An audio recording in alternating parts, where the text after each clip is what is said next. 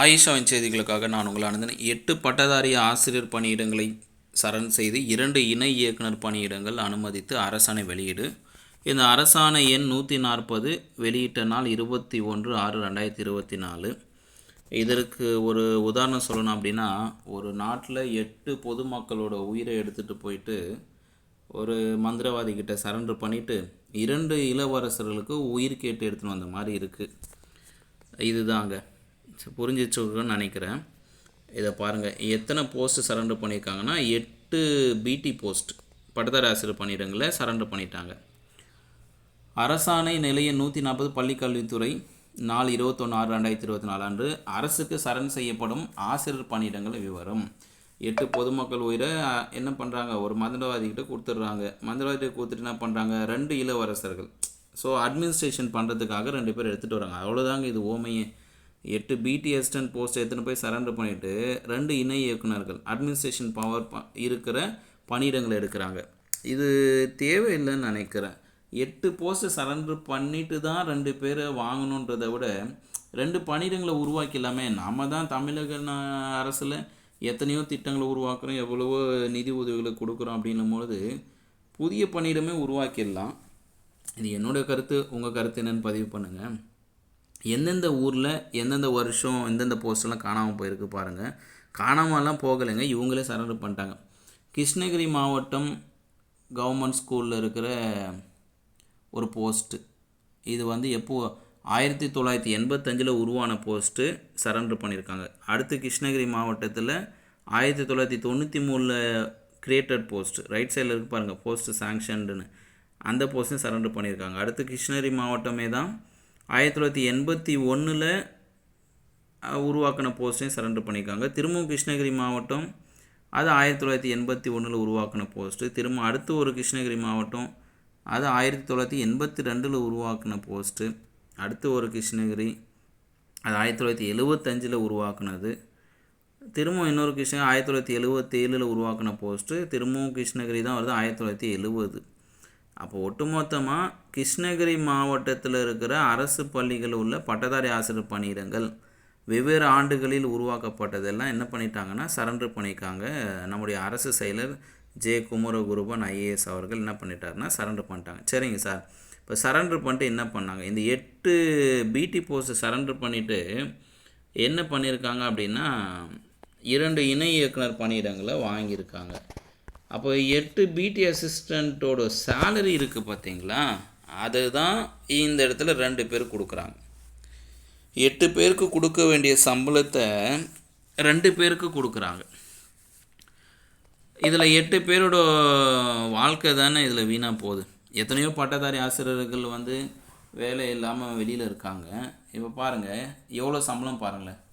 பள்ளிக்கல்வி இயக்குனர் கருத்துருவின் அடிப்படையில் அரசு நன்கு ஆய்வு செய்து இணைப்பில் கண்டுள்ள 8 ஆசிரியர் பணியிடங்களை சரண் செய்து ஒருங்கிணைந்த பள்ளி கல்வி திட்டத்தின் கீழ் மாநில அளவில் மேற்கொள்ளப்படும் பல்வேறு திட்டங்களை செயல்படுத்திட 2 இணை இயக்குநர்கள் பணியிடங்களை ஊதிய நிலையில் அனுமதித்து ஆணையிடுகிறது. என்ன ஊதிய நிலைனா நிலை 28 லெவல் 28 பே எடுத்துகிட்டு வராங்க. ரூபாய் 1,23,100 ரூபாய். அதில் இருந்து அதிகபட்சமாக 2,50,400 ரூபாய் வரையும் இருக்குமா. அப்போது 1,50,000 லட்சம் ஒரு இணை இயக்குனருக்கு 1,25,000 ரூபா சம்பளம். அப்போது 2 இணை இயக்குனர் எடுத்திருக்காங்க. அப்போ ஒரு மாதத்துக்கே 2,50,000 ரூபா செலவினம் அரசுக்கு ஏற்படுது. அப்போ வருஷத்துக்கு யோசிச்சுக்குங்க, 12 × 2 லட்சம் நீங்கள் போட்டுக்கினாலும் தெரிஞ்சிடும். இது வந்து 8 பேரோட பணியிடங்களை பிரித்து கொடுத்துருவாங்க. உங்களுக்கு புரியும். இதை கொடுத்துருப்பாங்க. சரண் செய்யப்பட்ட ஆசிரியர் பணியிடங்கள் விவரங்கள் அதுதான் நம்ம பார்த்துட்டோம். இது எல்லாமே இதுதான். அப்புறம் இதுக்கான ரீசன் என்ன அப்படின்னு சொல்கிறாங்க. அந்த ரீசனையும் படிச்சுட்டு போயிடலாமே, அதுக்குன்னு ஒரு தனி வீடியோ வேணும். ஃபஸ்ட்டு ரீசன், இதுக்கு வந்து என்ன ஃபஸ்ட்டு ரீசன் சொல்கிறாங்க அப்படின்னா, இது மேலே இருக்கிறதெல்லாம் நார்மலான ஒரு விஷயந்தான்.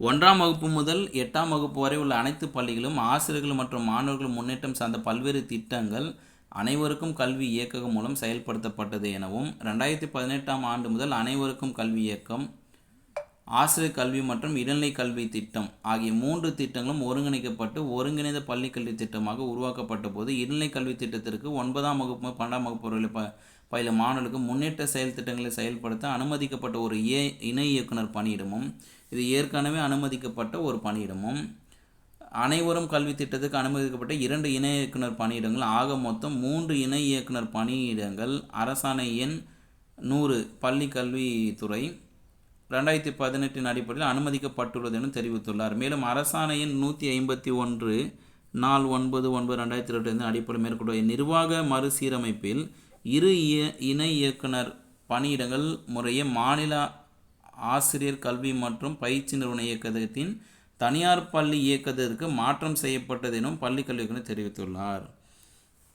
ஏற்கனவே திட்ட இயக்குனராக இந்த 2 பணியிடங்களை என்ன பண்ணியிருக்காங்கன்னா தனியார் பள்ளி இயக்கத்திற்கு மாற்றிட்டு இருக்காங்களாம். இதுதான் முதல் பாயிண்ட்டாக சொல்கிறாங்க. உங்களுக்கு கிளியர்னா எஸ்ஆர் ஐ கேன் அண்டர்ஸ்டாண்ட் போடுங்க, புரிஞ்சதுன்னு போடுங்க, அண்டர்ஸ்டாண்ட் ஆயிடுச்சுன்னு சொல்லுங்கள். ஸோ அரசு பள்ளியில் இருக்கிற 2 இணை இயக்குனர் பணியிடங்கள் தனியார் பள்ளி இயக்கத்திற்கு மாற்றம் செய்யப்பட்டது எனவும் பள்ளிக்கல்வி இயக்குனர் தெரிவித்திருக்காங்க. இது எப்போது நிர்வாக சீரமைப்பு 2022 நடந்திருக்கு. 9/9/2022 நிர்வாக சீரமைப்பு நடக்கும்போது இந்த மாதிரி நடந்துருச்சான். சரி, அடுத்த 2வது பாயிண்ட் என்ன சொல்கிறாங்க? 2வது, மேலே 4வது படிக்கப்பட்ட கடிதத்தில் ஒருங்கிணைந்த பள்ளி கல்வி மாநில திட்ட இயக்கத்திலும் மாற்றப்பட்ட பணிகள் மூலம் இன்றைய சூழ்நிலையில் செயல்படுத்தி வரும் பல்வேறு முன்னெடுப்பு நடவடிக்கைகள் நம்ம ஊர் நம்ம பள்ளி. ஓகே, இந்த திட்டத்துக்கெல்லாம் வேணுன்றாங்க.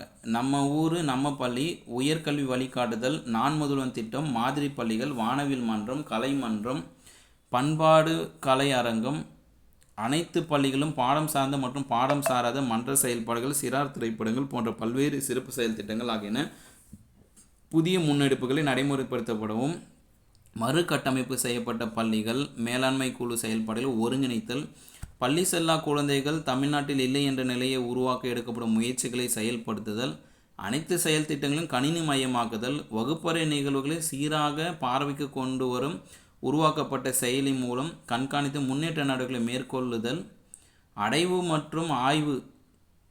ஆய்வு மற்றும் மதிப்பீடுகளை முறையாக மேற்கொள்ளுதல், பள்ளி கட்டிடங்களை பராமரித்தல், கழிப்பிடங்கள் மற்றும் குடிநீர் வசதிகள் அனைத்து பள்ளிகளும் தேவைக்கேற்ப உள்ளதை உறுதி செய்தல், பள்ளிகளில் விளையாட்டு நிகழ்வுகளை ஊக்குவித்தல், பள்ளி நூலகங்களை வலுப்படுத்துதல், சிறப்பு கவனம் தேவைப்படும் குழந்தைகளுக்கு தேவையான ஒருங்கிணைந்த கட்டணங்களை வழங்குதல், குழந்தைகளின் கட்டாய கல்வி உரிமை சட்டம், தொழிற்கல்வி ஊக்குவித்தல், மாணவர்களின் பாதுகாப்பு செயல் திட்டங்கள், பெண்களுக்கான தற்காப்பு கலைகள் செயல் திட்டங்கள் நடைமுறைப்படுத்துதல் மற்றும் பணியாளர்கள் நிர்வாகம் நிதி தொடர்பான பல்வேறு பணிகள் என்னும் எழுத்தும் திட்டம், பெண் கல்வியை ஊக்குவிக்க பல்வேறு செயல் திட்டங்களை செயல்படுத்துதல், ஆண்டுதோறும் அனைத்து வகையான திட்டங்களை தொகுத்து ஆண்டு வரைவு திட்டங்கள் மாவட்ட அளவில் மற்றும் மாநில அளவில் தயாரித்தல், வரவு செலவு திட்டத்தை நிர்வகித்தல் உள்ளிட்ட அனைத்து திட்டங்களையும் முன்பருவ கல்வி முதல் 12ஆம் வகுப்பு வரை அனைத்து பள்ளிகள் ஆசிரியர்கள் மாணவர்களின் நலன் கருதி சிறப்பாக செயல்படுத்த வேண்டிய நிலையில் அரசாணை நிலை எண் 151 பள்ளிக்கல்வித்துறையின் நாள் 9/9/2022 ஒருங்கிணைந்த பள்ளி கல்வித்துறையிலிருந்து மாற்றப்பட்ட 2 இயக்குனர் பணியிடங்களும்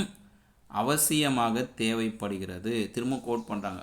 9/9/2022 மாற்றப்பட்ட 2 இணை இயக்குனர் பணியிடங்கள் அவசியமாக தேவைப்படுகிறது. எனவே மேற்காணும் பணியிடங்களை மீளவும் அனுமதிக்குமாறு ஒருங்கிணைந்த பள்ளி கல்வி மாநில திட்ட இயக்குனர் கேட்டுக்கொண்டுள்ளார்.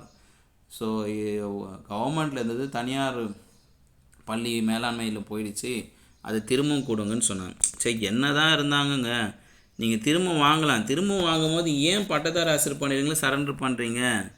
அது ஏற்கனவே இருக்கிறத அப்படியே வாங்கிக்க வேண்டியதானே. இது சராசரி மனிதனாக ஏற்றுக்கொள்ள முடியவில்லை. அரசு ரீதியாகவோ அதிகாரி ரீதியாகவோ ஏதாவது அதில் சரி இருக்கா அப்படின்னா யாராவது எனக்கு தெரியப்படுத்துங்க. இது தாங்க, வேறு என்ன சொல்கிறதுக்கு இருக்குது. மீண்டும் இது போன்ற செய்திகளோடு உங்களை சந்திக்கிறேன். இது ஆயிஷாவின் நியூஸ், அச்சம் தவிர.